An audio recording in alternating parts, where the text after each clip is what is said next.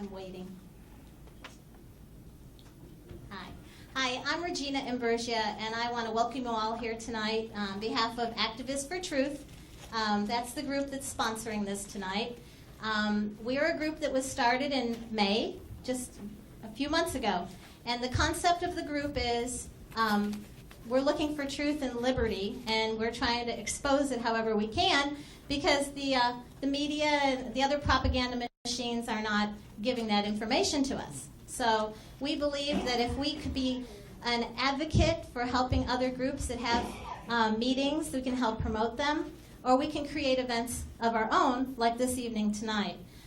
What prompted me about having Jim Mars come, not only because he's fabulous and he's so wonderful to come for us, and his book is out, yes, this is the 100th anniversary of the Federal Reserve, and also in this year, it's at the end of this year, and also the JFK Assassination. So that prompted the concept of, we know the official story is not the truth, and so he's going to bring us the truth. Okay, so now our group meets every Tuesday at La Madeleine on Mockingbird Lane, which is right on the west side of 75 next to SMU. And what we do in this meeting is we're trying to develop the organization so that we could have more of these events and they wouldn't be a struggle to put on. We would have people that would be our publicity people, our people that would be, people that are going to do it on Facebook and they're going to advertise and, or look for good speakers and find venues. So we meet on Tuesday and we're building that structure. And we talk about that from 7 to 8. And then starting a couple weeks ago, we started an idea that from 8:15 until 9 o'clock, we would have topical speakers. Now, it's not an event like this, but it's very good events. And in a minute, I'll have Rudy come up and tell you what the event this coming Tuesday it's going to be. But we've had a girl there that was talking about chemtrails. Now, that's quite controversial, and a lot of the information you get, of course, is they don't exist. Well, let's talk about the other ideas and all the facts that are out there about how they do exist. So we did that, and then we make a YouTube out of them. And then if you go to activistfortruth.com, and you go to the top of the page, and where it says more, there's a drop-down box for presentations, because we're going to put YouTubes on there. So it gives you a taste and an idea of what this is about, and then maybe we'll create larger events about those and invite the public and everything. So that's just an idea of Activists for Truth. What else? So we do want to expose the truth about a lot of things. We want to talk about the elections and the candidates that are coming up. We want to talk on the 28th or 29th. So 29th, Tuesday the 29th, Barbara Harless is going to be our speaker, and she's going from the 8:15 till 9 o'clock. She's going to be talking about the proposed amendments to the Texas Constitution, which are going to be on November 5th is when the election day is. So things like that we're going to be doing. But I want to get to Pastor, let's see, what are we going to do next? I know. I'm sorry.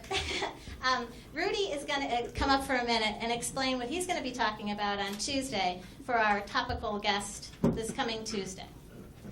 Rudy Davis. Thank you, everyone. So I knew Regina was a very brave girl. I just didn't know how brave she was to give me this microphone. But I appreciate that, Regina, and I appreciate you giving me the opportunity to speak Tuesday to your group, Activists for Truth. But I'll just make this quick. I am going to be speaking Tuesday night about America has lost her birthright, and specifically that is about the ineligibility of this long-legged Mac Daddy son of Satan, Obama, that has usurped the authority of President of the United States and is ineligible to hold the office. And you may say to yourself, well, who is this guy, and who does he think he is, that he has the credentials to get up and speak about this? Well, in the Bible, if I remember correctly, God used a jackass to talk, and I figure I'm on par with a jackass. So if God can use a jackass, then God can use me. But I'll just quickly say that in regards to my credentials, I have been thrown out and handcuffed in the Majestic Theater for passing out flyers about Lieutenant Colonel Terry Lakin, who has been put in Fort Leavenworth prison for 5 months. He was sentenced to prison for 6 months. I have been sent a letter by the IRS for $25,000 for monies that I did not owe. The Immigration Customs Enforcement has called my work and asked the HR department to send that I am required to provide my birth certificate on a random citizenship audit by Immigration Customs Enforcement. This is after I became my YouTube channel, I had made myself known as a birther. And so also the Secret Service came out and visited my house. And had I known 100,000 people were going to watch that video, I would have worn something other than my wife beater T-shirt.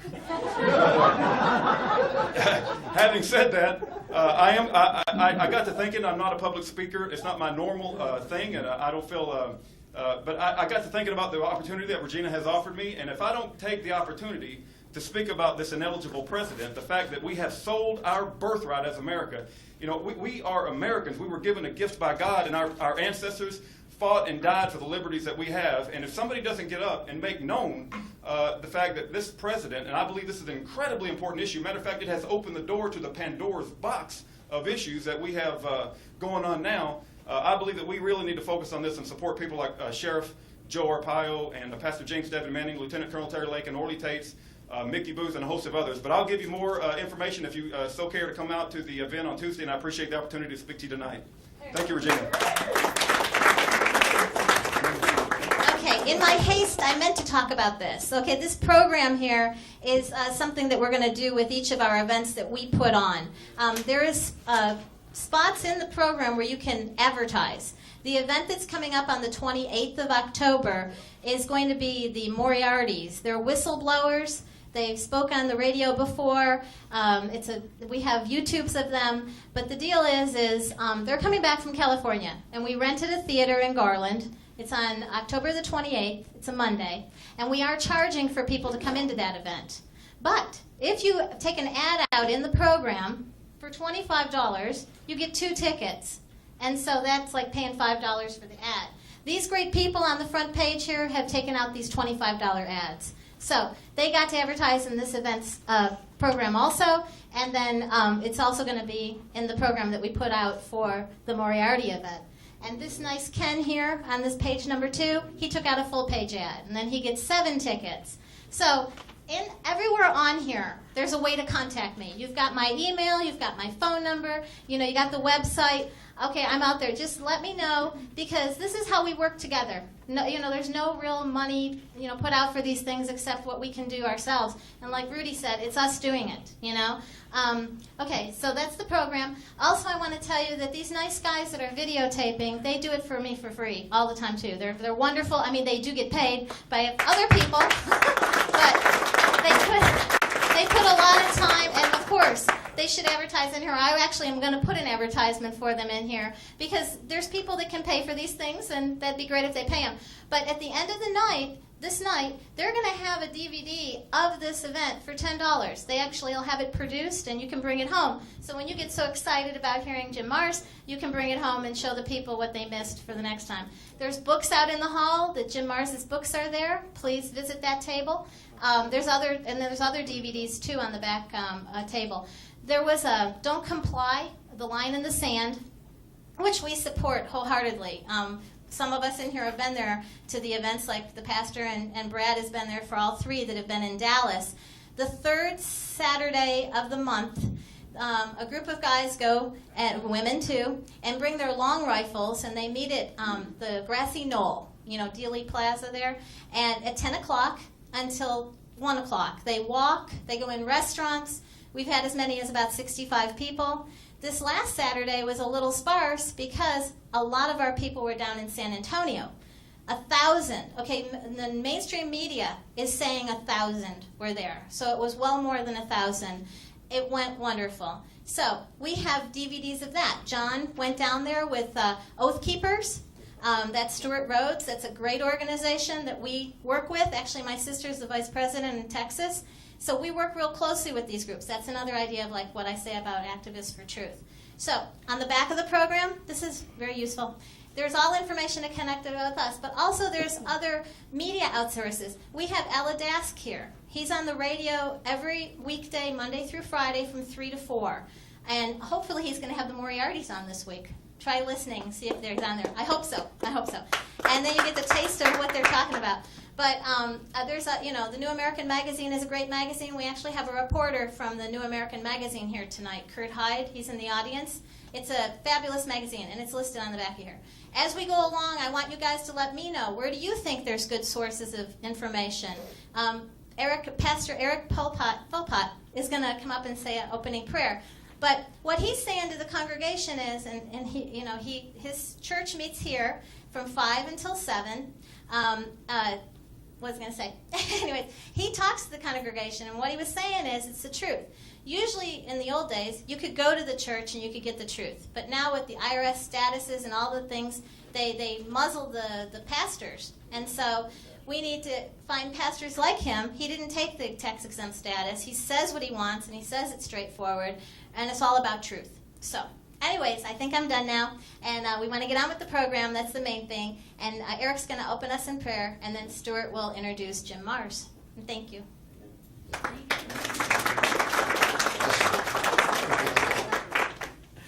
Well, one thing about Cross Life, it's a Patriot Bible Church, and that name's reserved for us, so that actually goes to our website, patriotbiblechurch.com, and we're about waking people up, winning souls, and waging warfare. With that, I believe that we're going to see some truth about how this illusion's been built for us, and then this is part of tearing that down and revealing truth, and that's what we want to be able to do. So, Father, we come and we ask that you would bless this evening, that you would bless the speaker. Father, that you would bless this event, and Lord, that we would wake up, that we would wake up to the things that are going on in this world. As they are outlaid in your Bible, you say that these things are coming. So we want to believe that, Lord. Show us truth tonight through the revealing of this illusion and how we can be a part of taking it down. Bless us in the name of Christ. Amen. Amen.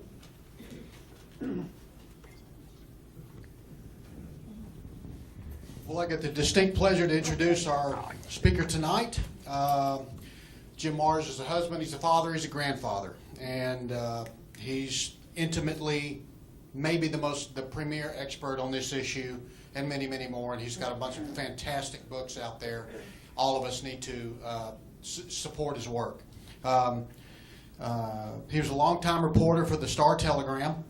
He's a researcher and author, and Jim's going to take us down the rabbit hole to expose truths that most people don't even have a clue about, or don't want to think about, or don't want to address.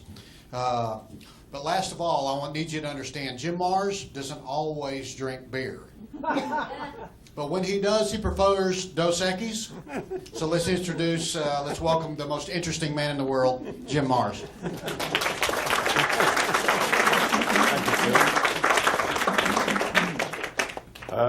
Okay. Oh, good. You've got this thing on. Everybody hear me all right? Yes. Great. Howdy. Howdy. Come on, we're in Texas. Howdy. Howdy. There you go. All right.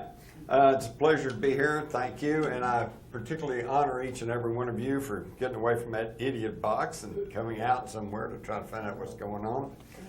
I have been asked over and over and over through the years, will we ever know the truth about the Kennedy assassination? Well, the answer is you already know the truth. It's simply that the media, my media, that I pledged myself to as a journalism student, worked in for 50 years, is no longer there. I trained and committed to be a journalist, but I didn't leave journalism. Journalism left me. There are no more journals. There are only corporate advertising delivery systems. Okay? And I want to tell you one of the absolute worst of them is right here in your little town, the Dallas Morning News. What a crock. And I know this because I have worked hand in glove with a lot of their reporters over the years and then competed with them on news stories. So, will we ever know the truth about the Kennedy assassination? Okay, well, I'm going to tell you the truth tonight, and but here's the thing. If I tell you right now, then your question's going to be, do I want to trust Jim Mars or not? And I don't want that. What I'm going to do is I'm going to run through some factoids that you have probably not been told about. Some of this you're going to know, some of it you don't know. And when I get through then, if I've done my job correctly, you're not going to have to worry about, do you trust me or not? You're going to know for yourself because you're going to see the information for yourself. But we got a long way to go, short time to get there, so let's move right along. First thing you have to understand, some of you older folks will know this, Dallas, Texas in the fall of 1963 was just an entirely different time and place, okay? There were still colored and white restrooms in the public buildings, drinking fountains, okay? If you wanted to be a Dallas cop, it helped if you were a member of the Ku Klux Klan, or at least the John Birch Society. Very right-wing city. Adlai Stevenson had been spit on, hit with a sign here just a few weeks before Kennedy arrived. Okay, it's just a whole different time and place, so you have to understand that. Here we see a picture of Jack Ruby's Carousel Club, kind of a sleazy joint downtown there on Commerce, right across from a parking lot from Abe's Colony Club. These were what were known as after-hours clubs or brown bottle clubs. There's another thing. I've always used this as a little secret test question for people who said, oh, yeah, I was there. I know all about it. I say, okay, well, look, hey, did you ever go have a martini in the Dolphins Hotel bar? Oh, yeah, I was there lots of times. Well, I know they're lying because, think about it, folks, you couldn't buy a mixed drink in Dallas in 1963. You couldn't buy a Coors beer in Texas in 1963. Okay? Different time and place. Now here, we've got a really shadowy looking character dancing on the stage of Jack Ruby's Carousel Club along with Kathy Kay. This was taken in October of 1963, about a month before the assassination. But the only thing I can tell you for sure is he was not connected to the assassination because that's me.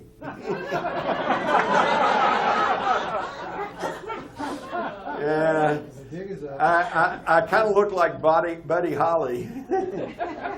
And I was a sophomore at North Texas at that time, already on a degree plan for journalism, and I had a couple of roommates that were from Dallas, and we were always arguing over what was better, Dallas or Fort Worth. I won't go into that, seeing how I'm in front of a Dallas audience, but. So they would bring me to Dallas and show me around, show me where everything was, and so they had taken me to the Carousel Club. I was there a few times. The thing I want you to understand is I met Jack Ruby, okay? I was on a degree in journalism. I knew what was going on. I knew about the Citizens Charter Committee, and Eric Johnson, and the people that were running Dallas, and Amon Carter, and the people that were running Fort Worth. I already was aware of all this, but I was not part of it, so I have no grudges, no axe to grind, no agenda to try to push. But I was aware of all of this. I was told by fraternity brothers, if you want to get in a high-stakes poker game, go into Dallas, go to the Carousel Club, look up Jack Ruby. They said, but be careful. He's connected to the underworld. The underworld. Again, different time and place. We had never heard of the mafia. We didn't even know the mafia existed down here in Dallas at that time. Most people did not know the CIA existed. I was aware of the CIA because I was a journalism student. I was well-read. I knew we had a secret intelligence agency called the Central Intelligence Agency, but I didn't really know much about it at that time. Just like today, most of you probably don't know very much about the National Security Agency, which is 3 times larger than the CIA. All right? So anyway, you have to put it into the context. So we moved to Dealey Plaza. Now, most of you have been through Dealey Plaza, so I'm not going to spend a lot of time describing that. This is a photograph taken by James Alkins, an Associated Press photographer, right at the time of the gunshots. You can see Kennedy's hand is up near his throat. He's already clutching, come on, my stubby little fingers. Jackie's white gloved hand is on his arm. His Secret Service agents are all kind of looking around like, what was that? The only one that seems to be looking at the president is Clint Hill, and he was not even supposed to be there. He was assigned to Jackie Kennedy, and at the last minute she said, I like Clint Hill, I want him included on the detail. And so at the last minute, they put Clint Hill on there, and if you remember the Zapruder films, he was the only one to react and jump off and try to race towards the president's car, jump on the back in a futile attempt to save the president. Now, while his people are kind of looking around like what's going on, we see the door to the Secret Service agents following Lyndon Johnson. Here you can see Lady Bird, and you can see Ralph Yarborough. Johnson's in there too. They're already reacting. Well, they're sure on top of it. One of the reasons that the Kennedy's Secret Service detail didn't react very well at the time of the assassination was because, contrary to Secret Service regulations, they were drinking till 5 or 6 in the morning that morning over at the Cellar Club in Fort Worth, run by Pat Kirkwood, better known as the Jack Ruby of Fort Worth. And I got to know Pat pretty well. And here's another little piece of information about how that they have been lying to you all along. When the Warren Commission came along, the Secret Service regulation said if you're on 24-hour duty, travel duty away from Washington, that's considered 24-hour duty. You are not to drink, okay? And yet they were drinking at the press club. I know that because I later was a president of the press club. And when it got to be past midnight and the Liquor Control Board said you can't serve any more drinks, then they called up Pat Kirkwood and he said, oh, bring them on up. And they went to the Cellar Club and they were there till 5 in the morning drinking Salty Dicks, which was Everclear and grapefruit juice. And yet when the Warren Commission met, head of the Secret Service said, well, they felt so bad about losing the president, I didn't want to prosecute them for drinking, when they shouldn't have been, so we're not going to do anything about that. And Pat Kirkwood and a couple other people signed affidavits, said, well, they couldn't have been drinking at the Cellar Club because we didn't have a liquor license.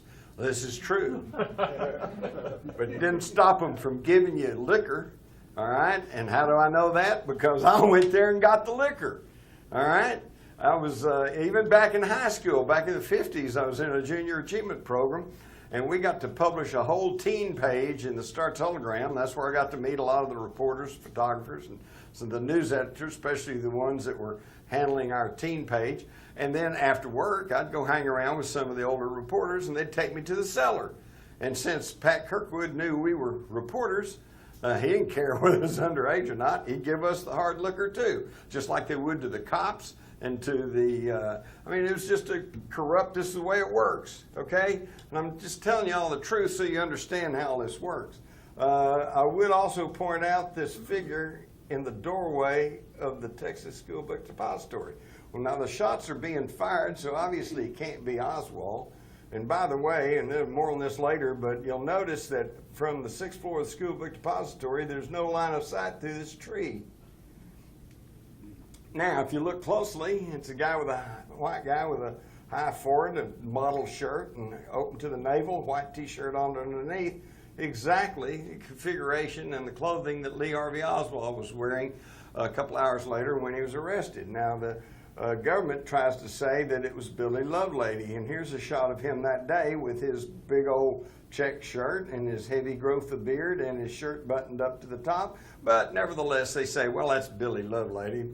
I won't dwell on this because who knows from a photograph, but just to show you that there is a question. His mother, Marguerite Oswald, always said, that's her son Lee in the doorway. Well, obviously, if he's in the doorway, he can't be on the 6th floor shooting. This photograph was taken by a man named James Powell, who happened to be an Army intelligence agent. We know he was there because he made the mistake of going in the School Book Depository, and he got trapped when they sealed the building, and he had to show his credentials to get out, and he became part of the official record. Now, you may be asking yourself, what is an Army intelligence agent doing in Dealey Plaza taking pictures of the facade of the Texas School Book Depository prior to the assassination of President Kennedy? It's a damn good question. It's never been answered. Now, here we see a picture I made from that 6th floor window. Here's the floor. It's only a foot up here. The window's only half open. And again, you can see there's an overhead sign. That's where the first shot struck. And you can't get a line of sight because the tree's in the way. Plus, you got these two-inch pipes to the left of the window, making it very difficult for someone to kneel or lie down or try to aim the rifle off down the street. You also notice the Warren Commission published this and said this is what the sniper's nest looked like. And yet the Dallas News published this picture. A man named Studebaker, who was shooting for the government, said as late as Monday following the Friday assassination, he was up there moving the boxes around and taking pictures of them. You cannot count on any of that evidence. Here we see all the immediate witnesses at the time of the shooting as he moves on down the street. I pay particularly attention to this guy holding an umbrella in the normal umbrella position, and this guy perpendicularly to him standing here with his arm raised. Some of the other pertinent witnesses, Charles Brim, Beverly Oliver, Gene Hill, Mary Mormon, the Newman family, they're all here. Okay, as Kennedy approaches that Stemmons Freeway sign, he's waving. Everything seems to be okay. As he passes behind the sign, you can see the umbrella now has moved halfway up the sign. So the guy with the umbrella who was standing like this is now pumping that umbrella up and down and twirling it, as you can see on the Zapruder film. and the guy in front of him is raising his fist in the air. Well, now, wait a minute. Here they are, and then here they are. You can see that before they get opposite to him, he's just holding the umbrella, and then it goes up and it's twirled. Then, supposedly, they're not even connected to each other, but they go sit next to each other on the curb. And then here in this picture, these are blurry because nobody was thinking of them or taking their picture. They just happened to be in the background. Well, look at this guy. He's packing something. What's he got in his jacket there? And these men, for years, up until the time of the House Select Committee, for about 20 years or so, well, they just weren't part of the record. That just didn't exist. And if you talked about them, you were a conspiracy theorist. Okay? But then we see as they're sitting on the curb, he's got his hand up to his mouth, and there's an antenna or something sticking out from behind his head. He's talking on a radio. And while everybody else is rushing up the grassy knoll where they thought the shots had come from, the dark-complected guy goes strolling off, sticking that radio back in his pants. Okay, now who are these guys? Oh, well, we didn't know. The House Committee came along, and they finally identified the umbrella man as a man named Louis Stephen Whitt. And yet you just saw the pictures of what the umbrella man was doing. He was standing there holding the umbrella. We know from the Zapruder film, when Kennedy got parallel to him, he pumped it up and down and twirled it, and then he went and sat on the curb, okay? According to his testimony, he sat on the grass the whole time, opened the umbrella and held it out in front of him, and never even saw Kennedy go by. All right, and then someone on the committee said, well, maybe he did that to heckle Kennedy because it reminded Kennedy of Neville Chamberlain, who carried an umbrella and caved into the Nazis before World War II. Huh? Quinn Hill, the only one to react, jumps on the curb. Meanwhile, you see the Newman family laid down. They said the shots came from up behind them. Emmett Hudson, who is right here, the groundskeepers for that end of the plaza, said the shots came from up behind him where the police patrols were, although there were no policemen stationed in that area. Jean Hill said she saw somebody fire from behind that fence. Now this has been misconstrued, misstated too. You've been told that Jackie Kennedy was trying to escape the car. You've been told that Jackie Kennedy crawled out to help Clint Hill get in the car. None of this is true. In her own testimony, which was classified, not known to the public for 15 years, and fully supported by the testimony of a doctor and a nurse at Parkland, we find out she crawled on the rear deck of the car, braces herself with her left hand, reaches out with her right hand, and picks up a piece of the president's head. Turns around, crawls right back into the car under her own power. She still had it clutched in her hand at Parkland Hospital, and when one of the doctors came by, quite pathetically, she said, "Here, will this help?" and offered him this piece of skull, which he took. Now, why do they want to confuse that very dramatic scene? Because if you know there was a piece of his head that was blown to the rear deck of the car, that's indicative of a shot from the right front. Now they say, well, it couldn't have been a shot from behind the grassy knoll, even though people reported seeing a puff of white smoke come off the grassy knoll, but we know modern rifles don't smoke. Well, yes, they do. Number one, they smoke. Number two, if they've been recently oiled, they certainly smoke. At the time of the House Committee, I was there when they were firing 6.5 rifles from morning till noon, and every time they fired, I could see a puff of smoke come up. And here in this photograph, where'd it go? Okay. Taken by an NBC photographer, you can plainly see the white smoke drifting off the grassy knoll, even as Kennedy's car is entering the triple underpass. Okay? And of course, everyone rushed towards the grassy knoll because everybody in that end of the plaza said that's where the shots came from. Here they go. Behind that fence, it was just a nightmare. There was no crowd control. Everybody rushed back there. They were all stomping all around. The 15 railroad workers on the triple underpass all said the shots came from over to their left, behind the fence on the grassy knoll. And when they rushed around there to see what was going on, they said they found muddy footprints and cigarette butts, as though somebody had been standing behind that picket fence for a while. In this story by one of the few good reporters that Dallas had, which was Earl Goltz, we find that several people, including Dallas police, reported encountering men with Secret Service identification. And yet there were no Secret Service agents stationed in Dealey Plaza. They were all either riding in the motorcade or already at the trademark where he was going to make a noon talk. Interestingly enough, Inspector Thomas Kelly of the Secret Service interviewed Oswald. And Oswald said, "Are you FBI?" And he said, "No, I'm Secret Service." So Oswald said he was standing in front of the textbook building and about to leave it. A young man in a crew cut rushed up to him, showed him a book of identification, said he's from the Secret Service, and asked him where the phone was. And Oswald said he pointed towards the payphone in the building and that he saw the man actually go to the phone before he left. What? We're just told that less than an hour later he shoots a cop down on the south side of in Oak Cliff just because he stopped him on the street. And here he says that a guy ran up and showed him book identification, said he was Secret Service. He not only does not shoot him, but shows him where the phone was and then stands there to make sure he gets to the phone. They never tell you this stuff, do they?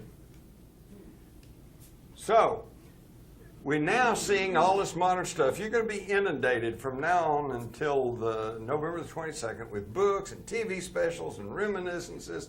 And it's going to be psychobabble about, people just can't deal with the idea that a lone nut can take out the great leader. And so much time's gone and there's so much controversy and so many theories. And I guess we'll never know. Well, I'm giving you the facts right here, right now. But the thing I got to warn you about are these programs that purport to have computer simulations. Because as we all know, if a computer says it's got to be right, except not really, because what we all know is on a computer it's garbage in, garbage out. A computer can only tell you what you put into it. What am I talking about? Well, here's my computer simulation.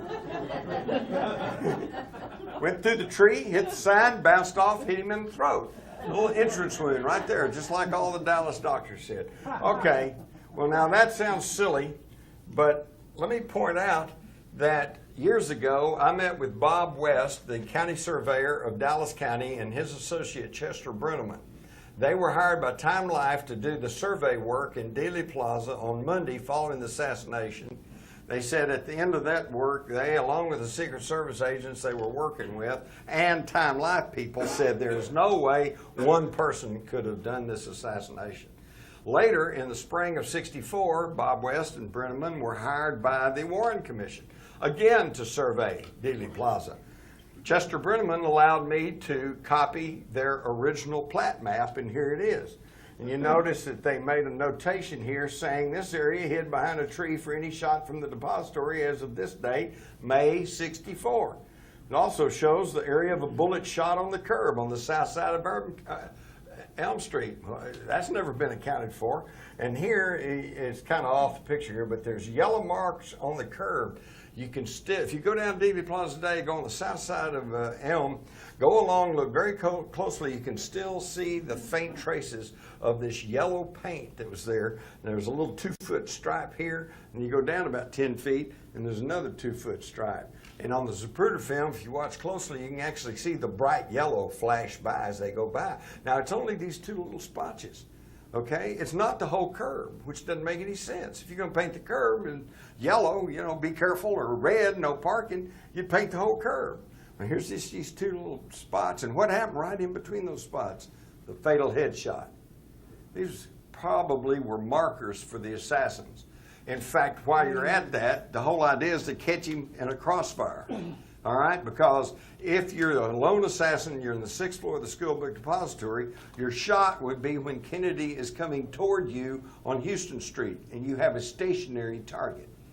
Or you could have waited until he turned 6 floors below you on a very tight 120-degree turn, and you could chunk the rifle out and hit him on the head. Been quite effective. But no, we're told that this assassin on the 6th floor waited until he turned and was moving downhill laterally away from him with a tree intervening in the line of sight before he finally took a shot. Makes no sense, but it makes sense if you're talking about a triangulation of fire, standard sniper ambush technology. So this map, thank you. This map that Chester Brenneman allowed me to copy was reproduced in the Warren Commission. You'll find it in the volumes. all of these notations are deleted. And furthermore, they made their measurements from each frame as a Zapruder film, and you can see the original numbers on their map up here, and down here is what the Warren Commission published, and they altered the numbers and altered the frames. Now what this means, folks, is that every computer simulation that has used the Warren Commission numbers are invalid, because they're not using the correct numbers. And on a computer simulation, and particularly in survey work, if you're off a fraction of an inch up here, by the time you get 30 yards off, you could be, hundreds of feet different. So never trust a computer survey if they're basing it on the government's figures. Another little tidbit that you never hear about, but that tells volumes, is that Lieutenant Jack Revel was the head of police intelligence for the Dallas Police. He has said publicly that he rode back from the school book depository to the Dallas Police headquarters with a military intelligence agent, an agent from the Office of Naval Intelligence. And keep in mind, Oswald was a Marine. The Marines are under the Department of the Navy. Okay? So he rides back with a Army intelligence or Navy intelligence agent. He gets back, and the first thing he does is he types up this list of school book depository employees. Heading the list is Harvey Lee Oswald of 605 Elsbeth. Well, Lee Harvey Oswald had lived at 602 Elsbeth in the fall of '64, but none of that was on his employment records at the book depository. All that was on there was his Beckley Street address. So where did they get this misapplied name and a bad address? Well, at the time of the House Committee, Colonel Robert Jones of 4th Army Intelligence down at Fort Sam Houston said he got word from one of his people in Dallas that they had arrested a suspect. His name was Alex James Hydell. He said he went to the military intelligence files and he found that Alex James Hydell cross-referenced to a Harvey Lee Oswald of 605 Elsbeth. So what does that tell us? That tells us that military intelligence tipped off the Dallas police as to the identity of their suspect. And sure enough, about 1:50, he's arrested at the Texas Theater, and here they come bringing out the chief suspect.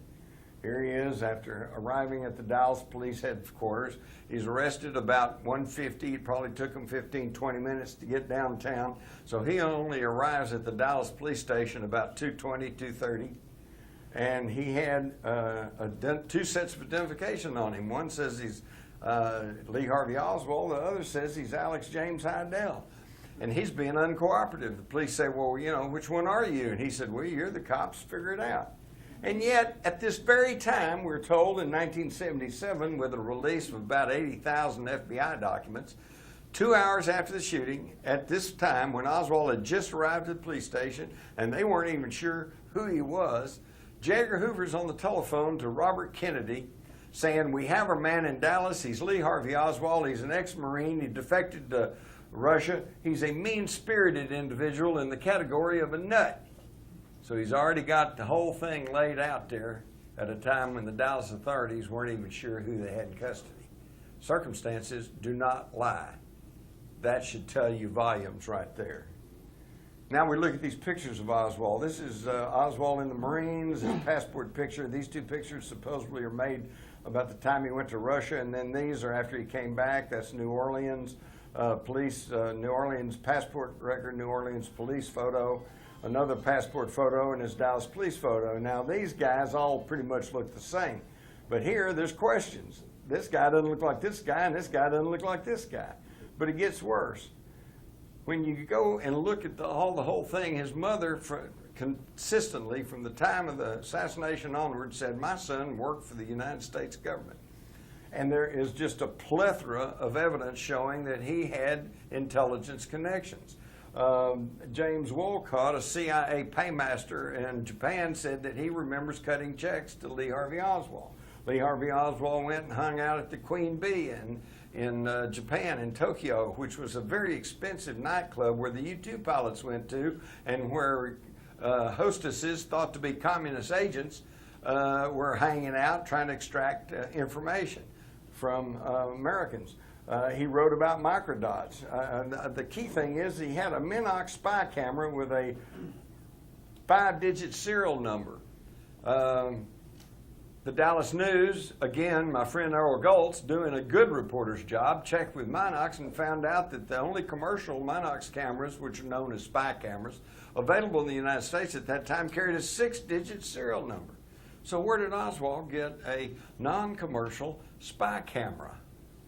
Then, to add insult to injury, the FBI came down and tried to coerce the 2 Dallas detectives that found his equipment, tried to get them to change their reports to reflect they'd found a light meter, not a camera, and they wouldn't do it. They said, we know a camera when we see one. Now, to show you that he might have been doing undercover work, we find that in 1958, while he's in the Marines over in Japan, he's treated for gonorrhea. Now, if you're ever in the military, you know that they advise you against getting venereal disease. In fact, if you're in a special unit, like Marines, for example, you actually can get punished, for getting a venereal disease. But his says, contacted in the line of duty, not due to own misconduct. Oh, wait a minute. Okay, now, if you think that's not weird enough, we were told at the time that nobody in the government knew anything about Oswald. Nobody was paying attention to him. He just kind of fell between the cracks, even though he was given money by the State Department to come back from Russia after telling the Russians and our own embassy people in Moscow that he was going to give state secrets away. But worse than that, we find in this document dated 1960, 3 years before the assassination, J. Edgar Hoover sends this warning memo to the Security Division of the State Department, warning that there's a possibility that an imposter is using Oswald's birth certificate. Please pass along any pertinent information. So J. Edgar Hoover personally was aware of Lee Harvey Oswald 3 years before the assassination and considered that that an imposter was posing as Oswald. You don't get told that in the morning news, do you? Now, is it possible somebody was posing as Oswald? Well, let's look at this picture supposedly taken at the time of his defection to Russia, and we find that there's heavy shadow on this left side of his face and very light on the right side, which indicates a light source coming from the right, and yet his shadow falls to the left behind him.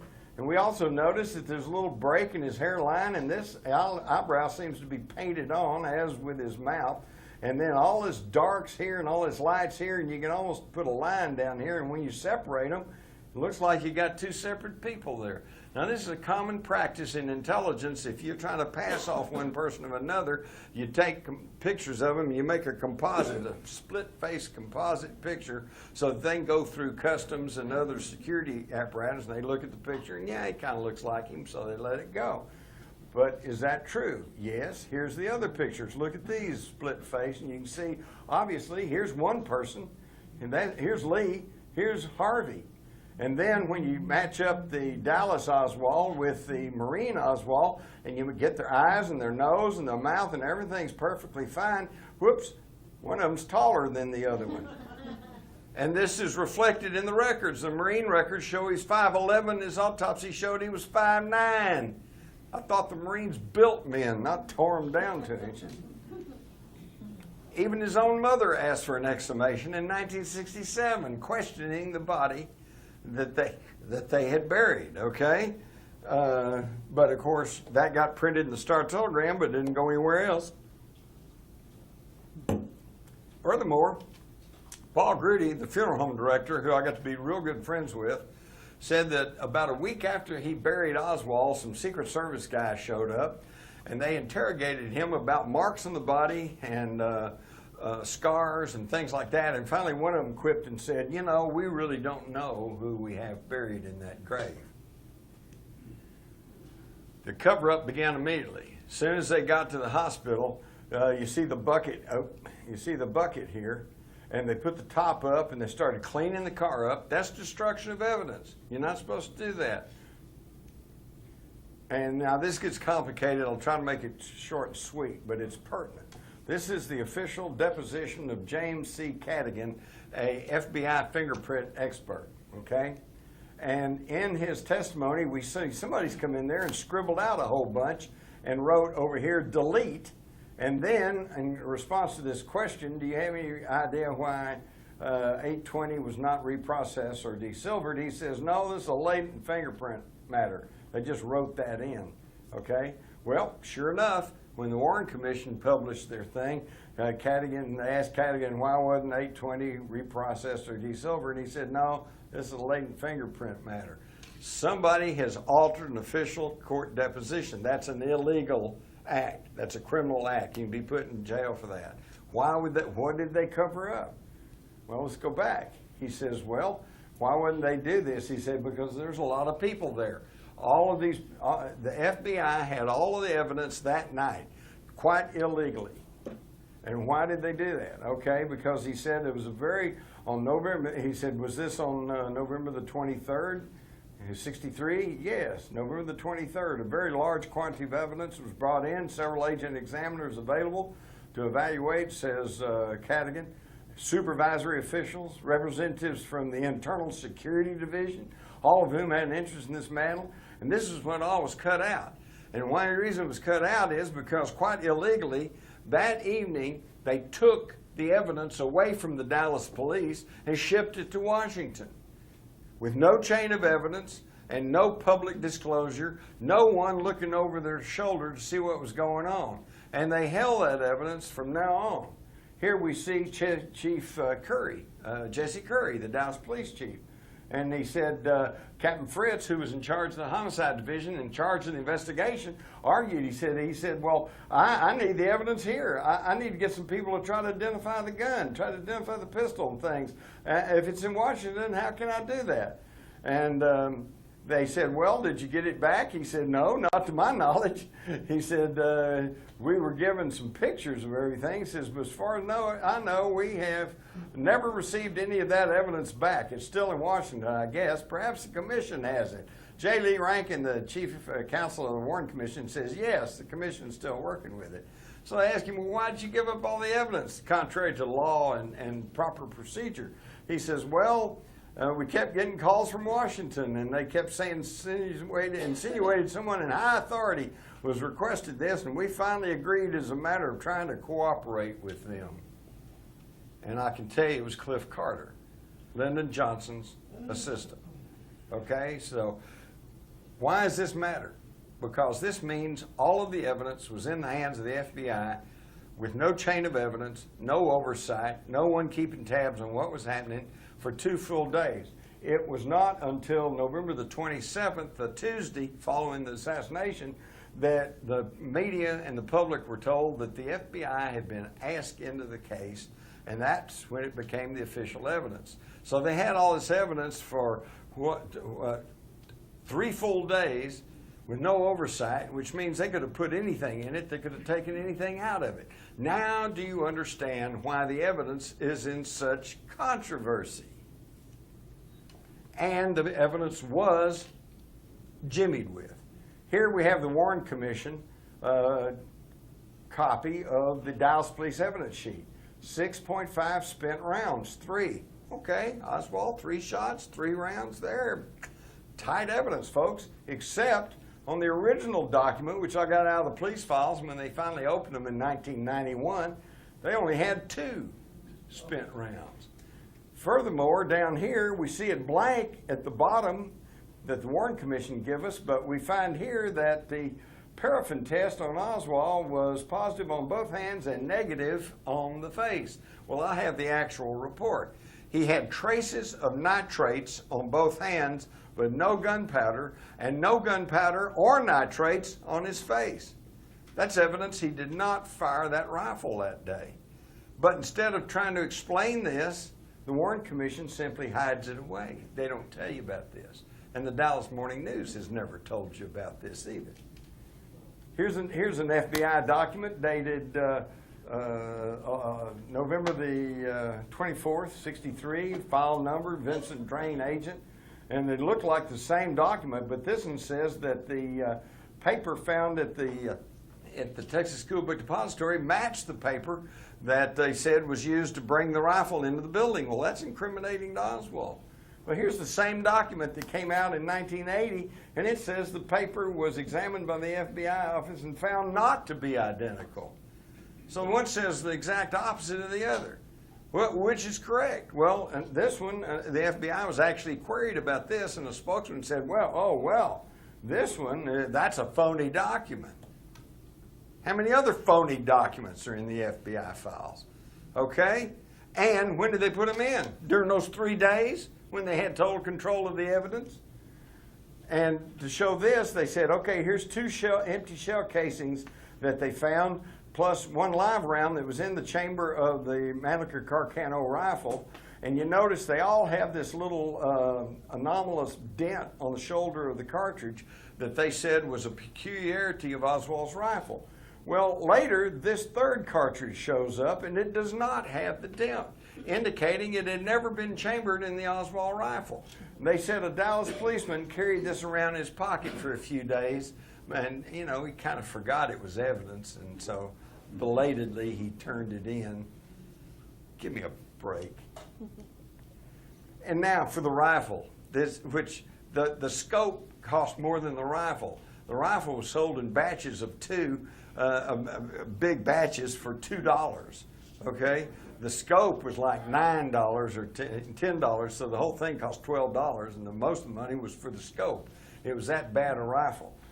Now the key thing is that everybody thinks, well, Oswald was a marksman, and he used that war rifle. Well, wait a minute.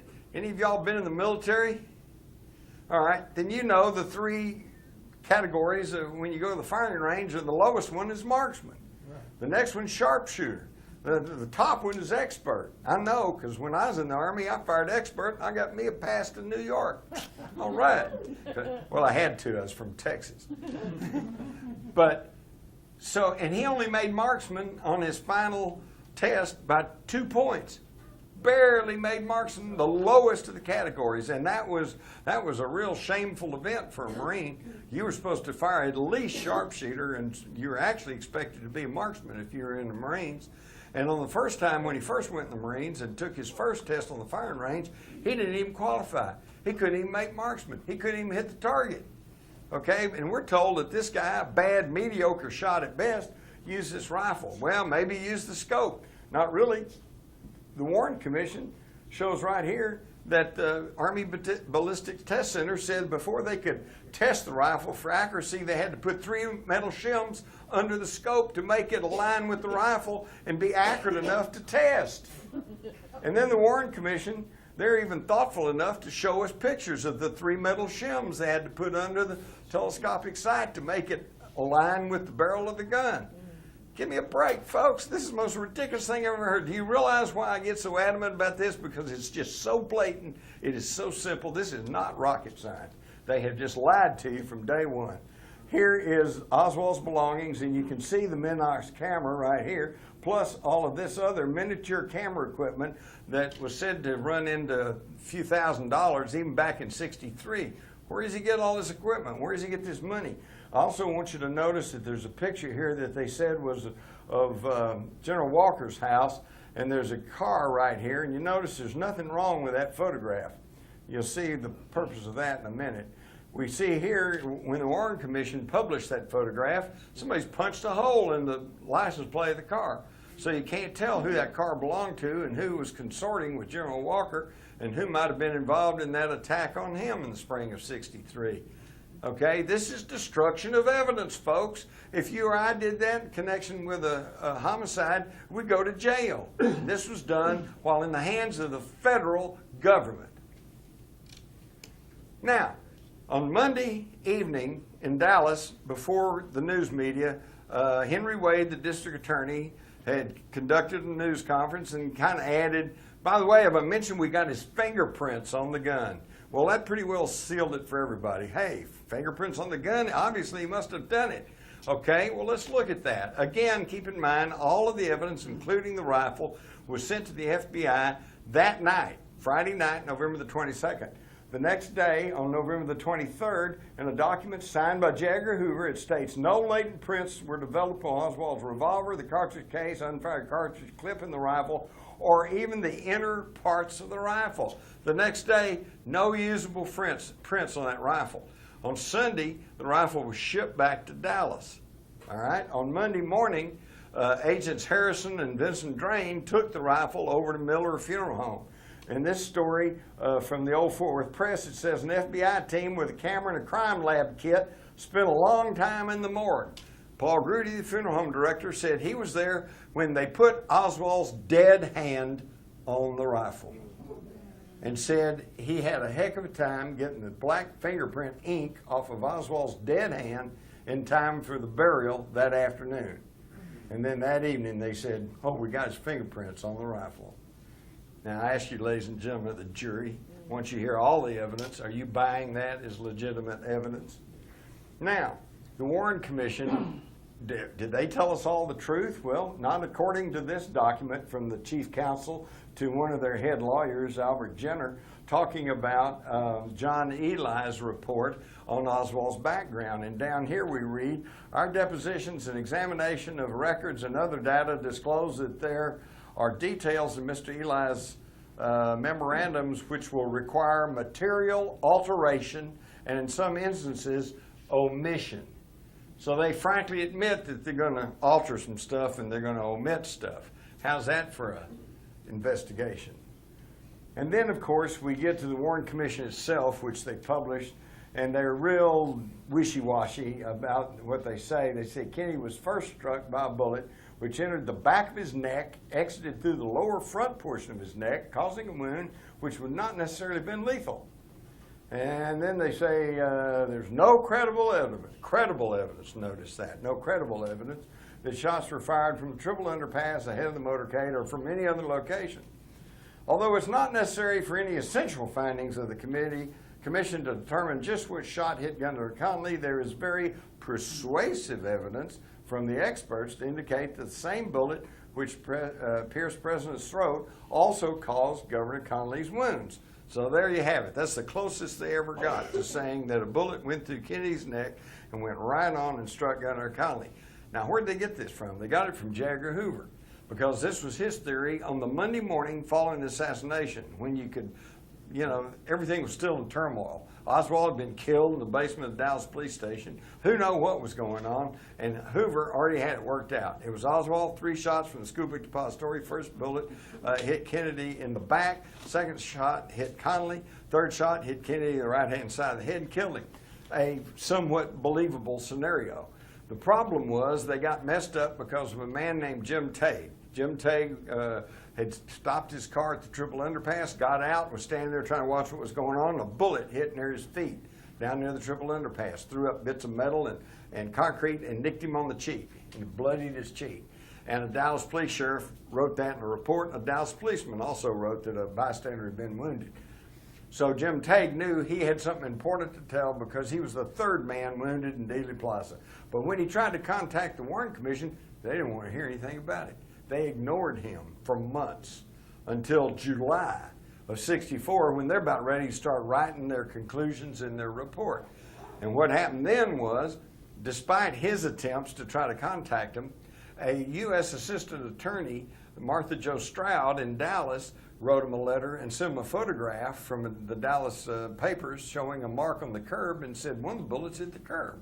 So the FBI sent a guy down to Dallas, and he reported back. He said, well, there's no mark on the curb. We couldn't find that, just 3 shots from the depository.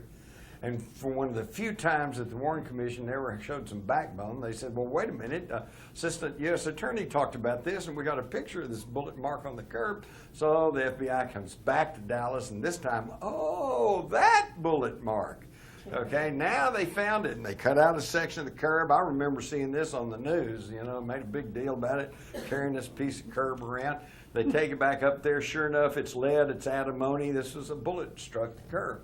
Oops, now they got a problem, because now instead of 3 shots in 6 seconds, they're going to have to count for 4 shots in 6 seconds, and you cannot do it. So Arlen Specter, who you may recall from his Anita Hill grandstanding, as a young lawyer, decides that, okay, what happened was Kennedy was shot through the neck. It didn't hit any bone. And that bullet went right on and hit Connally and shattered his fifth rib and, and then shattered his right wrist bone and then ended up his left leg, and it was all just that one shot. So the scenario changed to first shot went through Kennedy and Connally, second shot missed and Nick Tabe, third shot hit Kennedy in the right-hand side of the head and killed him. That, believe it or not, is still the official word of the U.S. government, although the House committee in 1980 said that they had scientific evidence that there was at least one shot from the grassy knoll, but he probably missed.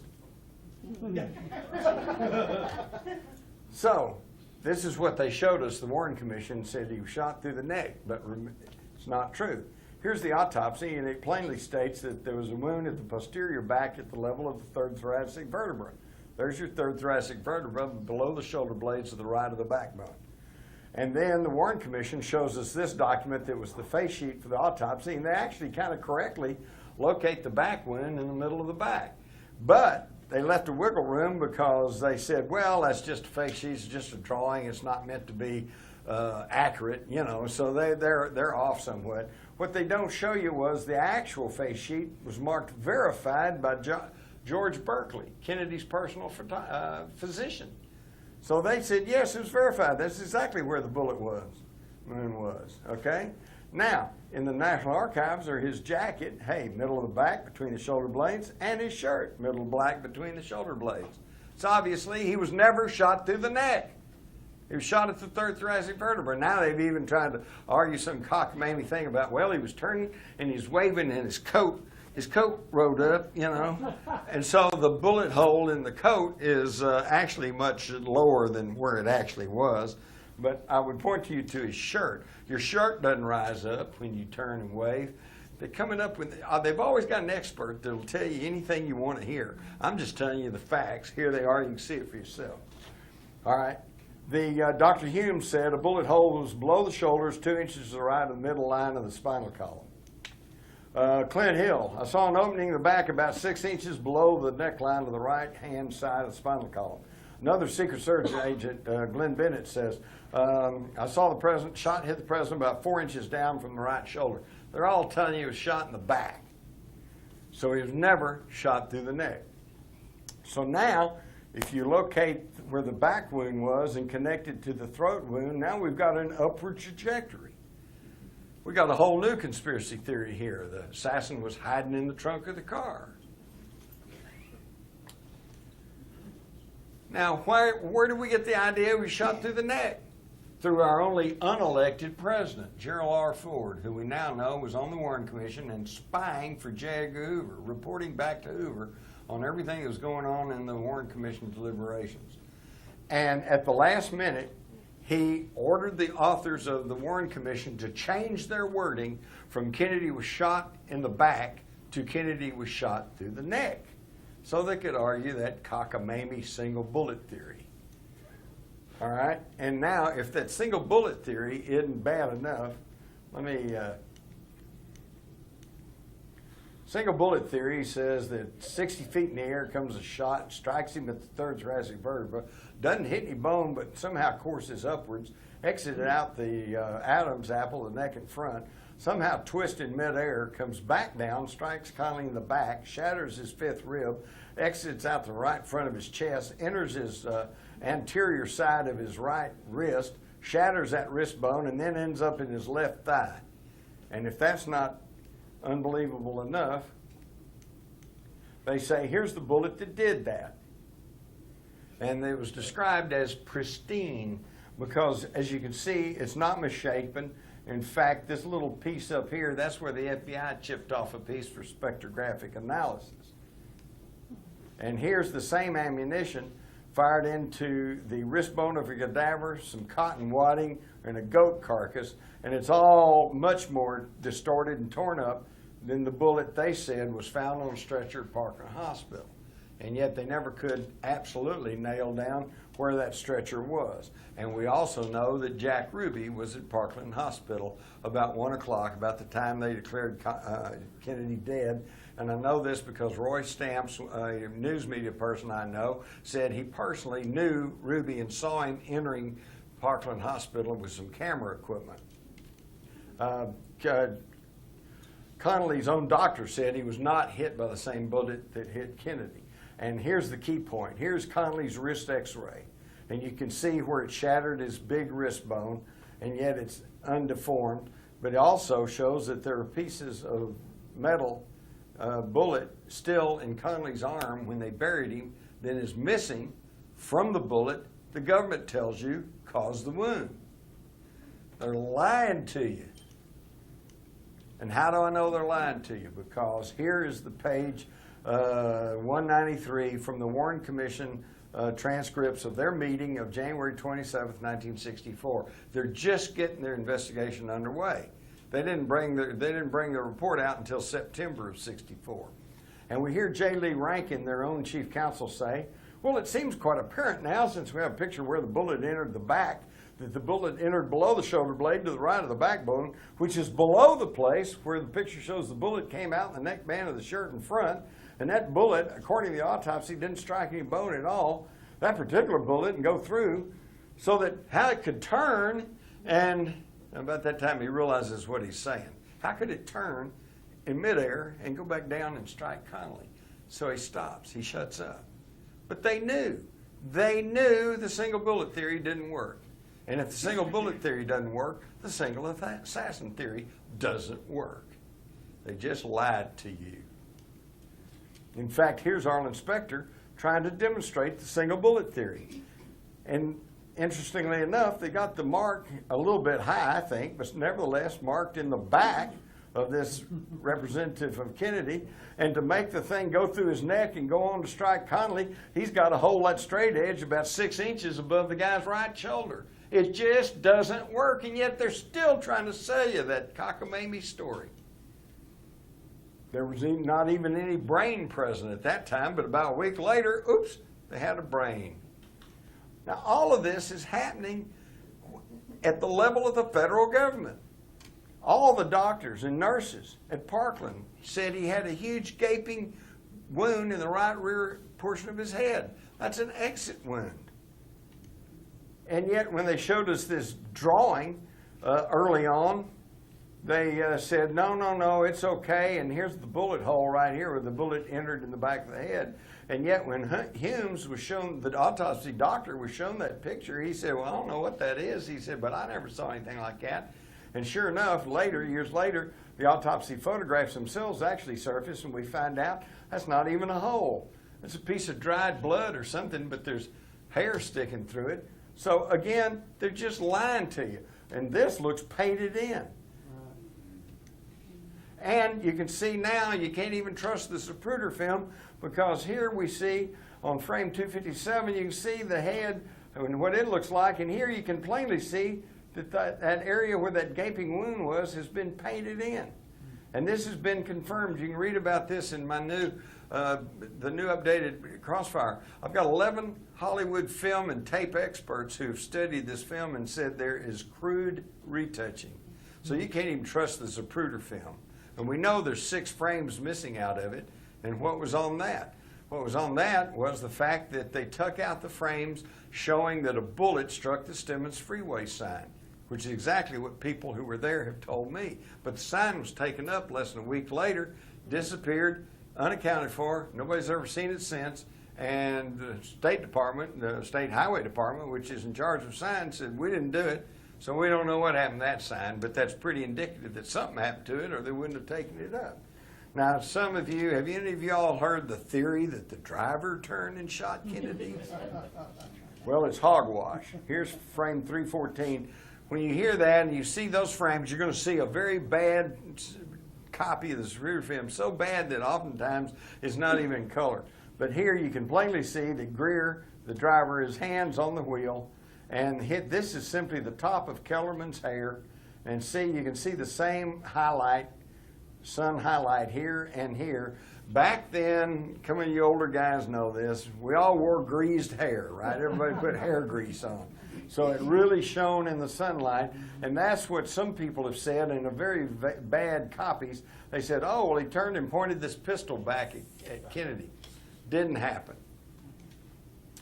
All right, we've already talked about the wounds, but this is very important. You didn't hear about this in the Dallas News either. This is Gerald Custer. He's not a conspiracy theorist, or author, or anything else. He was the technician who took the autopsy x-rays at Bethesda Naval Hospital. And appearing with him at the same news conference was Floyd Reeby, who took the autopsy photographs.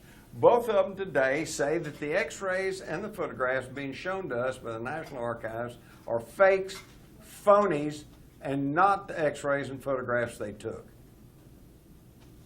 Lying to you again. And we know this because here's the x-ray that they're showing in the National Archives, and it looks like the whole right front portion of his skull has been blasted away, and yet in the autopsy photograph it's perfectly okay. We've all seen that Life magazine, and used to convict Oswald in the public minds months before the Warren Commission came out from behind closed doors here in secret testimony and concluding that he was the assassin. And their headline says, Lee Oswald with the weapons he used to kill President Kennedy and Officer Tibbet. How's that for innocent until proven guilty? But now, what about that picture? Is that a legitimate picture? When Oswald was shown one of those pictures, there was supposedly two separate photographs found of him in the backyard, taken by his wife, Marina, with a handheld camera, okay? And when he was shown the photographs, he said, well, that's my head, it's my face, but I don't know, that's not my body. I've never seen that before. That's a composite picture.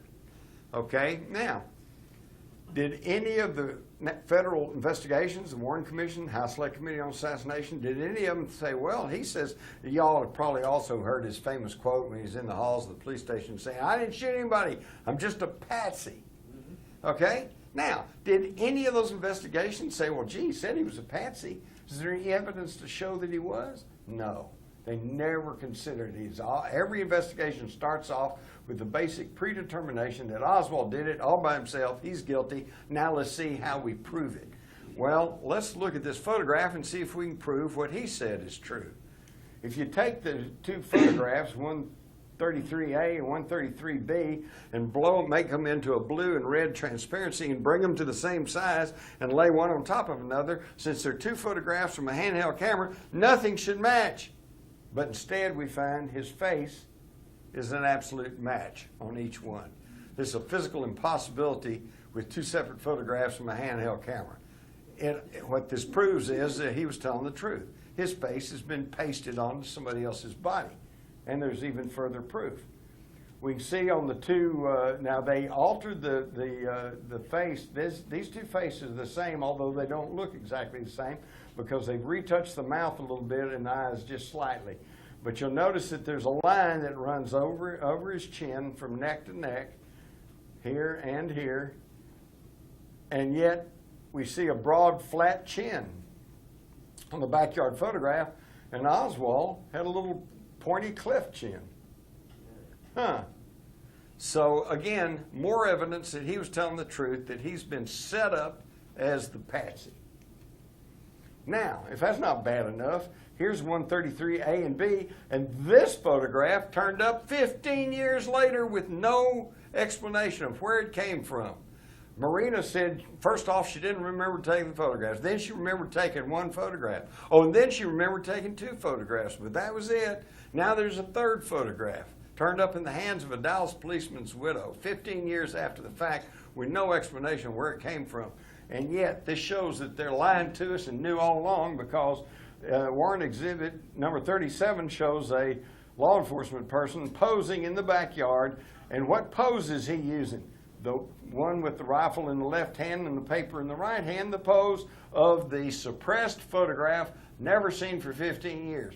Now, why were they hiding this photograph away? Because if you made it into transparency, again, the face is exactly the same. This is a just fabricated photograph. And finally, we get to the Mormon photograph, which was taken right about the time of the headshot. Here's Abraham Zapruder and his receptionist, Marilyn Sitzman. This big thumbprint's on here because some of you guys remember those Polaroid cameras. You had to take the little fixer and rub the fixer over there to fix the photograph, and in their excitement, Mary Mormon didn't do that, and so somebody came along and put a thumbprint on it. But you see the pertinent points. it also shows that right up here behind this fence, behind this wall, we've got this figure right here. This is what has come to be known as the badge man. This is the grassy knoll gunman. Here's his hairline.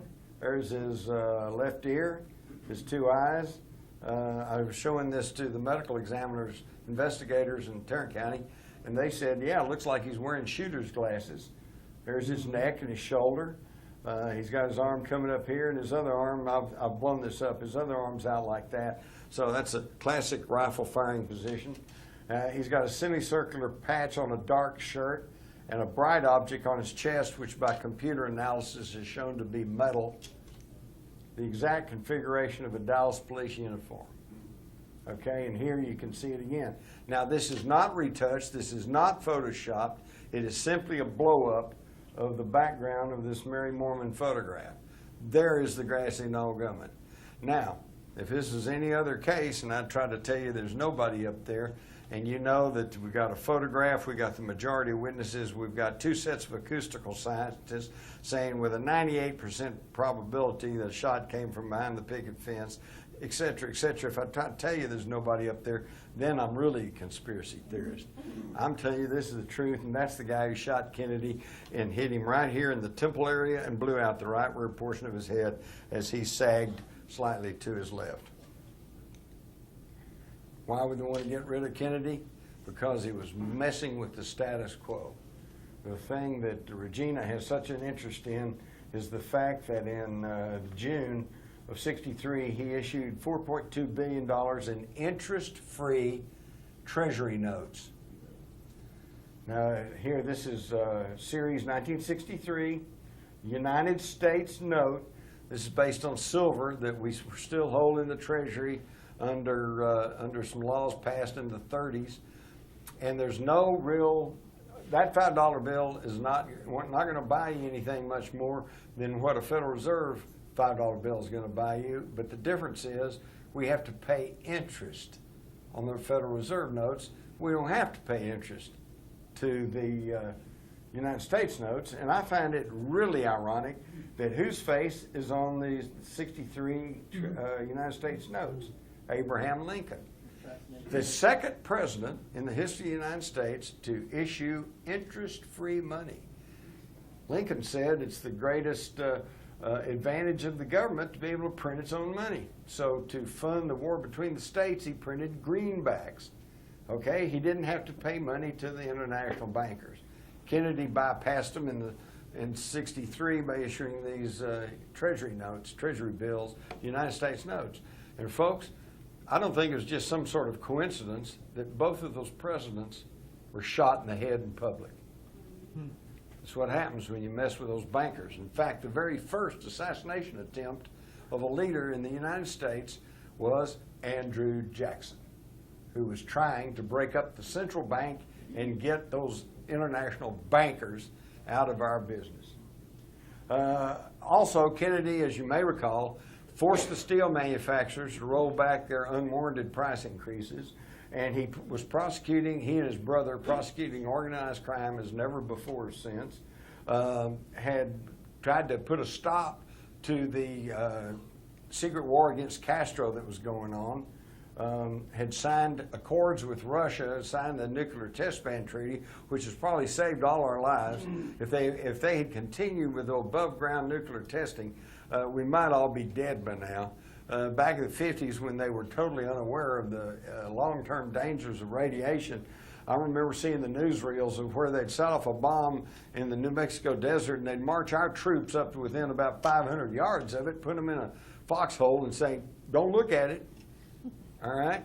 And don't think that we didn't have lots of little bombs, and don't think, and I'm getting ahead of myself, but for those of you interested in 9/11, you hear about the possibility of nukes being used, and you go, well, because we keep thinking of a nuke like we think of the picture of Little Boy that they dropped on Hiroshima, and it's this great big thing. Hey, I remember in the 50s seeing the newsreels, we had atomic cannons that were nuclear shells, fire 9 miles, and they'd set off an atomic explosion. That's an artillery shell, but that big. That's in the 50s. So the idea that they got something down about this size, that's not so far out. He also talked about doing away with the oil depletion allowance. Well, they got the oil men, oil and gas guys. They were all upset with him. So we can see that he had angered and alienated every powerful and violent faction in this country. But now, as to who actually did it, I will name you the two men who, by our legal system, can be considered guilty in the assassination of President John F. Kennedy, and that is his successor, Lyndon Baines Johnson, and his next-door neighbor and buddy, J. Edgar Hoover, head of the FBI. Now, can I prove that those two men ordered or orchestrated the assassination? Excuse me. No, I cannot. But what I can prove to you, beyond any reasonable shadow of doubt, and I would hope that I have proved to you, is that steps were taken at the highest levels of the federal government, at the level of Lyndon Johnson, the level of J. Edgar Hoover, to obfuscate, block, deter, and alter any truthful investigation. This, under our legal system, makes them accessories after the fact. And here in Texas, we have executed accessories after the fact. That the facts of the case show they didn't pull the trigger, but they were there, they knew about it, they helped hide the gun, they helped run the man the getaway car or whatever, and they get executed because under the law they are as guilty as the person who pulled the trigger. In this case, those two men are as guilty as whoever pulled the trigger. And we could go in now, everybody's going to say, well, you know, we could go on, we could be here for weeks talking about the Kennedy assassination. But what I have just shown you, hopefully, is enough to show you that it was covered up at the level of the federal government. Why? Here's, I think, is the big one. On October the 11th, Kennedy, through George Bundy, signed this action memorandum, National Security Action Memorandum 263, in which he said he approved the military recommendations contained in the McNamara-Taylor report, which stated things look better in Vietnam. I think we can pull out by the end of 1965. He approved of that. Then he said, directed that no formal announcement be made of the implementation of plans to withdraw 1,000 military advisors by the end of 1963. He was starting to disengage from Vietnam, okay? But then, on Monday, following the Friday assassination, Johnson issues National Security Action Memorandum 273, and although he starts off saying over here that the objectives of the United States with respect to withdrawal of the U.S. military personnel remain as stated in the White House memorandums. Yeah, it says that there, but over here it says programs of military and economic assistance should be maintained at such levels that their magnitude and effectiveness in the eyes of the Vietnam government, it does not fall below the levels sustained by the United States at the time of the Diem government. The Diem brothers were overthrown on October the 1st, 63, so this kind of roundabout says don't drop the military levels below that. That effectively stopped the pullout order, okay? Then they go on to talk about the plausibility of denial, draw up plans against Laos, widening the war, bombing the North. This is when the Vietnam War got underway. We only had military advisors in at the time of the Kennedy assassination. After the phony baloney Gulf of Tonkin incident in August of 64, Johnson, going along with this memorandum, sent in the Marines, ground combat troops, and we really got going on Vietnam. Now here's the one you're going to love.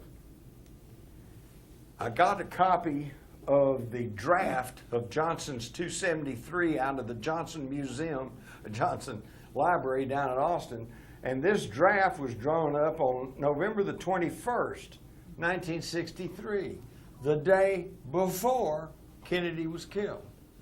So the day before Kennedy was killed, they're already drawing up plans to stop his pullout order and to set us on a full-blown war course in Southeast Asia. Now, unfortunately, this area was a big benefactor of this change in policy. LTV, Texas Instruments, General Dynamics, Bell Helicopter. We did pretty good here during the Vietnam War, and that's why you're not going to find too many people around here at that time who were too upset that Kennedy got killed. In fact, if you want to hear it in a nutshell, Senator Ralph Yarborough, who I interviewed pretty extensively on more than one occasion, said that as he rode in that motorcade with Lyndon Johnson down through the corridors of Main Street in downtown Dallas, he said they were 12 and 14 deep on each side of the sidewalks, cheering and smiling and waving, and they were truly happy to see President Kennedy. He said, but when he looked up in those big office buildings, he didn't see one smile. Kennedy had alienated himself from the rich and powerful and from the status quo, and the status quo struck back. How many of y'all have seen an interview with Evelyn Lincoln? You haven't, have you? Evelyn Lincoln was Kennedy's personal secretary, and she was with him day and night, right at his elbow. If anybody knew what was going on with Kennedy, she did. And I have this letter from her from 1994. She says, as far as the assassination is concerned, it's my belief that there was a conspiracy because there were those who disliked him and felt the only way to get rid of him was to assassinate him. These 5 conspirators, in my opinion, were Lyndon Johnson, J. Edgar Hoover, the Mafia, the CIA, and the Cubans in Florida. Pretty sharp, Evelyn. Now you see why you never saw an interview with her on national TV or interviewed the Dallas Morning News. So it's a classic example of who will guard the guards. As Fletcher Prouty told me, the way to understand the assassination is not who could have killed him. Anybody could have killed him. Mafia assassins, KGB agents, rogue CIA people, anti-Castro, you know. The trick is who could strip away his normal security and who could cover up the facts of the assassination. This was in-house. This was what transformed a Texas homicide, because there were no laws about assassinating the president at a federal level at that time. This is what transformed a Texas homicide into a national coup d'etat, a palace revolt. And that's why they're still trying to cover it up. They're still trying to act like it didn't happen, but now you know the truth.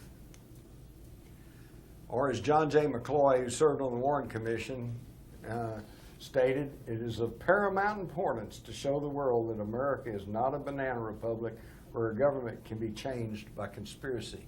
But folks, I hate to be the one to say this, but the truth is we're just another banana republic. And you can read all of this plus so much more in my new book, the updated, expanded Crossfire, and I thank you for your time.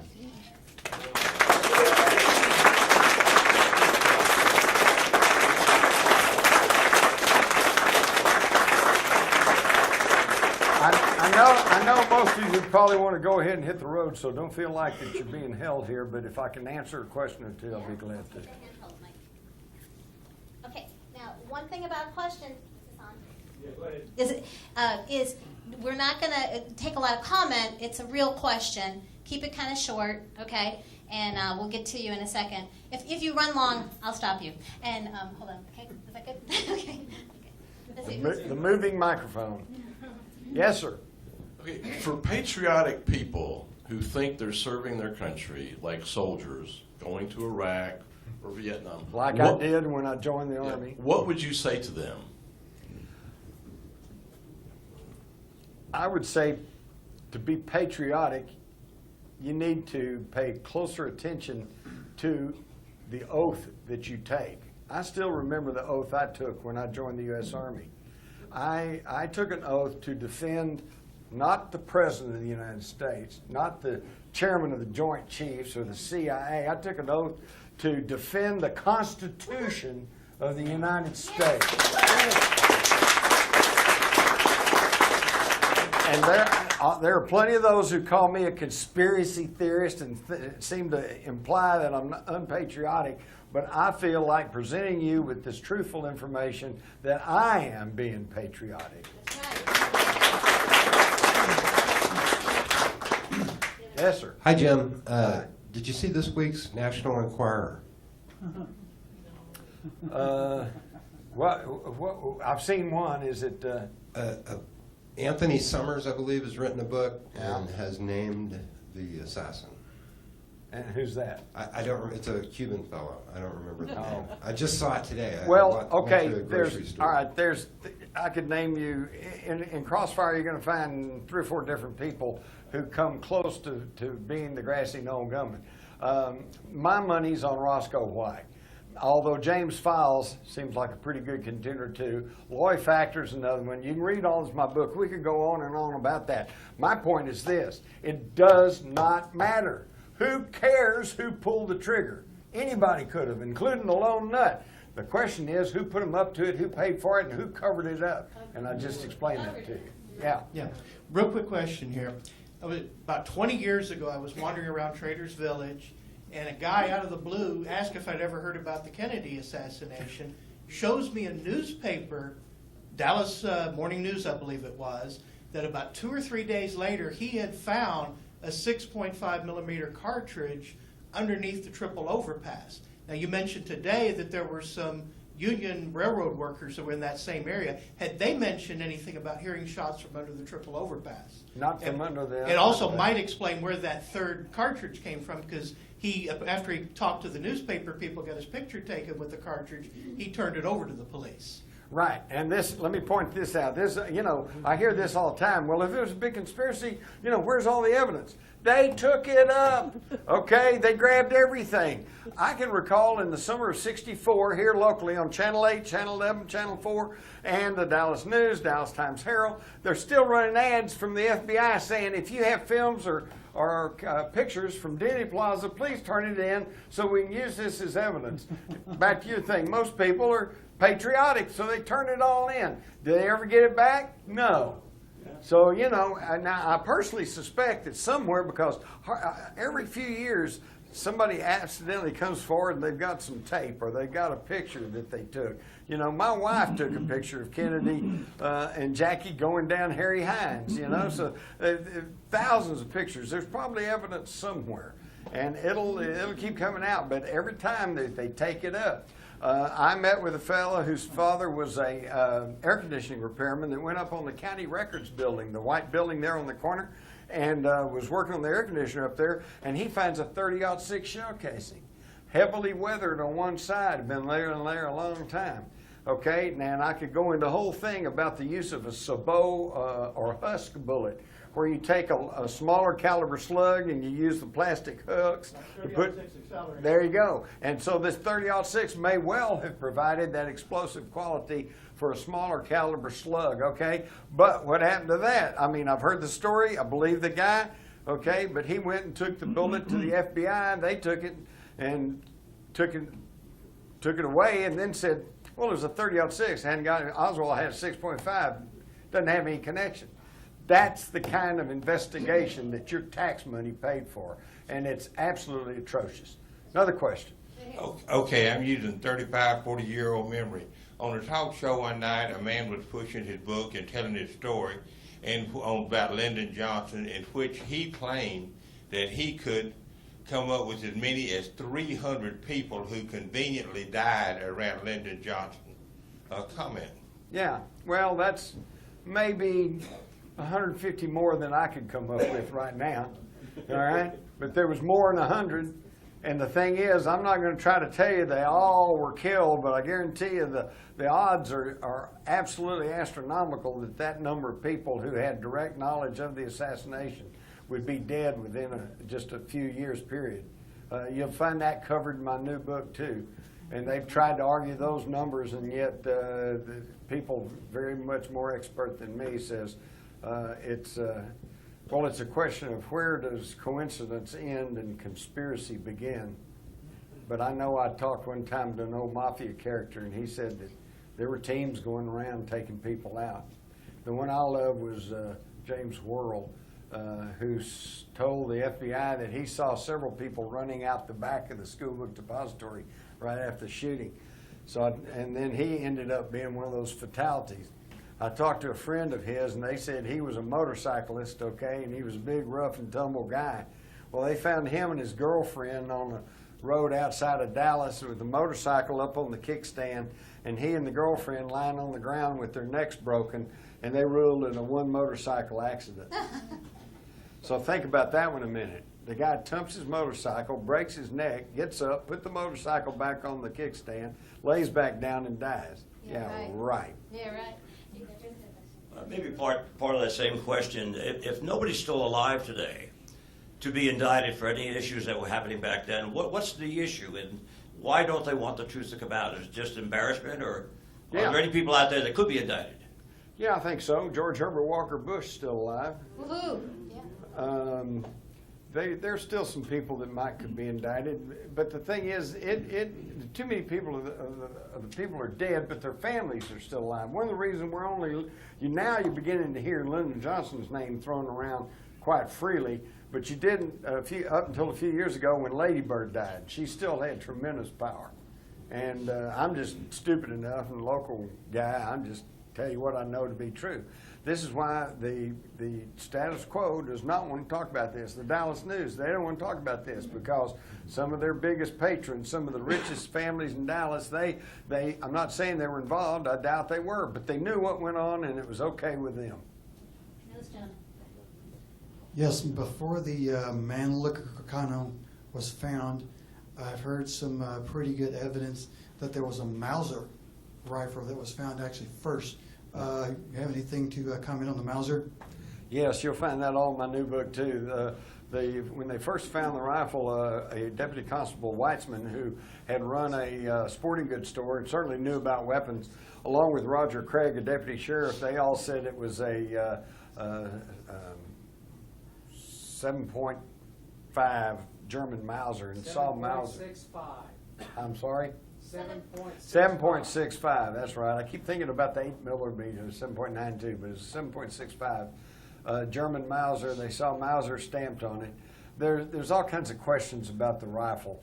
The Warren Commission shows us an ad and said this is the rifle he ordered it from, and yet that rifle was only 42 inches long. The one that they actually found was 46 inches. Couldn't have come from that ad. There's just all kinds of questions. But again, when you control the investigation from the top, you can make it sound like anything you want to. And I think there's very possibly there was a substitution of the rifles. But again, that's just another question. Quick question. In one of the slides you showed, there was a list of, I think, CIA operatives that were controlling or knew about Oswald. Mm-hmm. The bottom of that list was John Stockwell. Mm-hmm. I've spoken to him. I think he's still alive as of a year or two ago. Have you interviewed him in any relationship? Yeah, I knew John. In fact, it was John Stockwell, actually, who got my book, Crossfire, used as the basis for Oliver Stone's film, JFK. Oliver Stone had already decided he wanted to do a movie about the Kennedy assassination, and he had decided on concentrating on Jim Garrison, the district attorney of New Orleans, as the chief protagonist. But what he lacked was a book that covered all the aspects of the actual shooting. And my book, Crossfire, had just come out in 1989. And interestingly enough, John Stockwell had already been hired as a consultant to Stone. He read my book, went to Stone, and said, "Hey, it's all right here." And that's how I got my book used. Okay, we have 2 more questions. This young lady, and then go ahead. Hi, I was wondering if you had any perspective on the possibility that this was a blood sacrifice ritual. Yes, I think there's a lot of symbology, a lot of things involved there, but that gets into some really esoteric stuff, and I'm still just trying to convince most people there was a grassy knoll coming. I don't think it was, I'm not sure it was just a coincidence that Dealey Plaza happens to be the site of the first Masonic Lodge in Dallas and sits on the 33-degree parallel. Is there anywhere that you provide more information in regards to that? Or where I could find more information? I can't think of any one source, but some of that's been written about on several things. I would simply say start surfing the internet. That's what I've been doing. Go to search engines and put in symbology and stuff. I could tell you about the sidereal time thing, which is just. Y'all want something that'll blow your mind? Yes, please. Yes. All right. Does anybody besides me know what sidereal time is? Okay. Sidereal time is what was used by the old ancient mariners and by NASA and by scientists and stuff. It's, you know, we keep time by the revolutions of the Earth around the sun, and one revolution, you know, takes 365 days, and that's 1 year. And we also do the revolution of the Earth around the sun, 24 hours. That's how we keep time. That's our regular Greenwich time. Sidereal time is where they keep time by the stars. And that way, you know, you don't run into these problems like right now you try to call the West Coast, it's 2 hours earlier out there, and it's an hour later back on the East Coast. Sidereal time. Well, sidereal time is also broken into 24-hour segments, okay? There's a study done by this fellow, and it's been verified by the Vatican Observatory in New Mexico, that the Kennedy brothers, Joe Jr., who was killed when his plane exploded in an experiment during World War II off the coast of England. John F. Kennedy was killed in Dallas, 12:30 p.m. on November the 22nd. Edward Kennedy was almost killed in a plane crash in the summer of 1964. Robert Kennedy, of course, was killed in Los Angeles in June, I think it was, 1968. And then JFK Jr. was killed when his plane went down.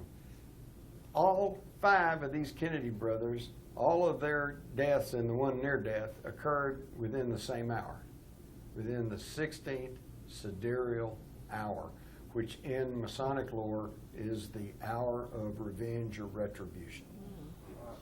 Now you can read into that anything you want to, but I just find it highly unusual. I mean, you know, if I'd said they all died between noon and 1 p.m., you would think that was pretty unusual. But this is the same thing, it's just a different way to count time. Very, very weird. There's weird stuff going on. I think the preacher would probably have some explanation.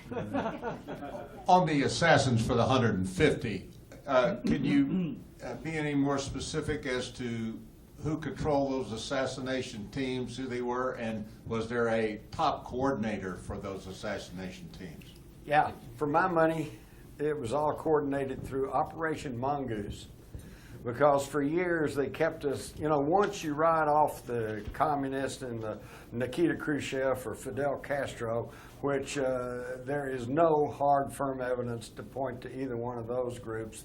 And in fact, all the evidence against, because although Khrushchev or KGB agents or Castro or some of his people certainly could have killed the president, they could not have controlled the investigation the way I showed it to you.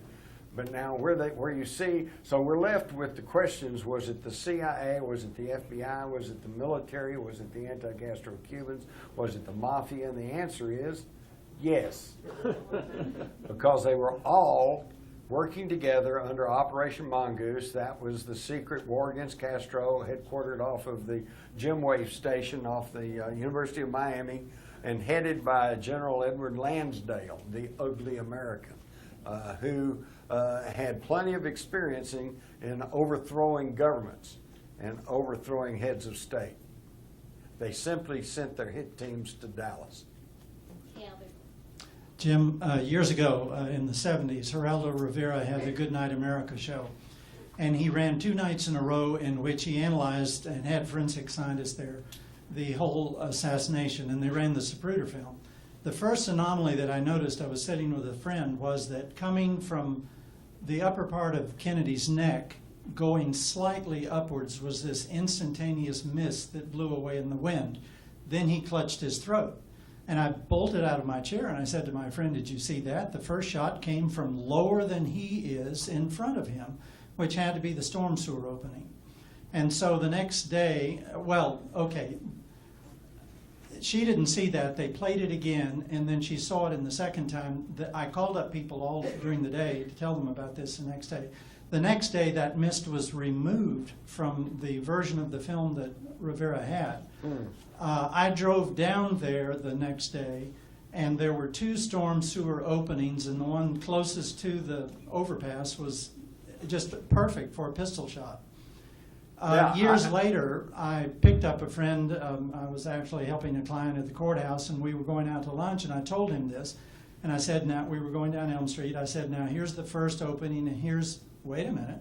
The second storm opening, a drain has been removed. Mm-hmm. A lamp, a post has been put over where the manhole cover was, and it looks like old concrete. It was beautifully done. Yep. And a friend of mine who was a sergeant on the tax squad of the police department, I talked to him about it, and he said, well, they told us that they removed that just to quell speculation that a shot might have come from there.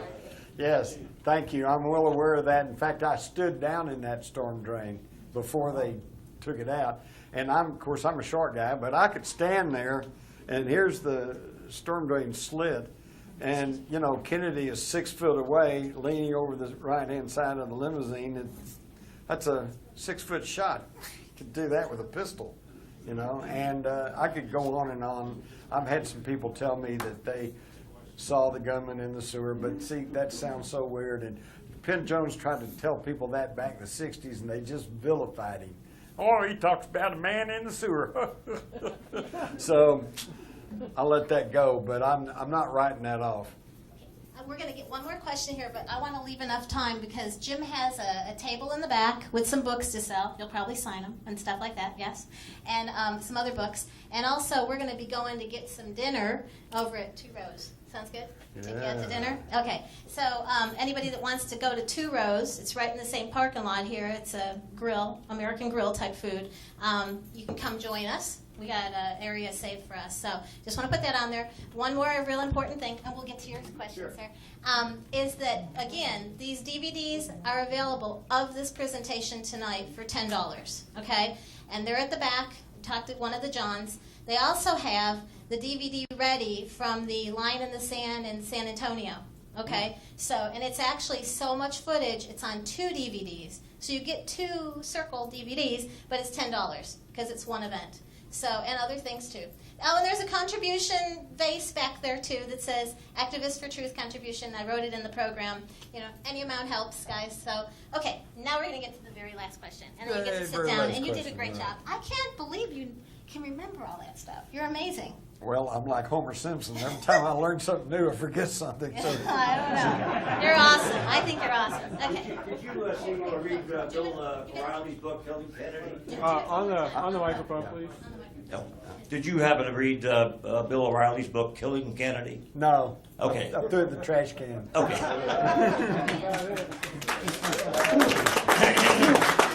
Hey, I was on Bill O'Reilly's show one time talking about my book, Rule by Secrecy, and he ended up by saying, so what you're trying to say is that a small clique of people are trying to run the world. And I said, yeah. And he said, so what? He said, I belong to those guys. You know. Yeah, I'm not no, surprised. sorry. Yeah. I have no regard for him or most of those people. In fact, I am ashamed for my own profession. I trained to be a newsman, a journalist. I was taught back in the good old days, back in the days of the old republic, that you're supposed to be looking past the headlines and past the official pronouncements and trying to get to the truth and tell people the truth. Report things, you know. It's not happening anymore. Well, we got you still, so it's awesome. Well, thank you, everybody, for coming. Thank and you. You can still ask some more questions. If you want to write them down, give me an email. We'll try and get an answer. Thank you, thank you, thank you. Yay. Yay. Okay.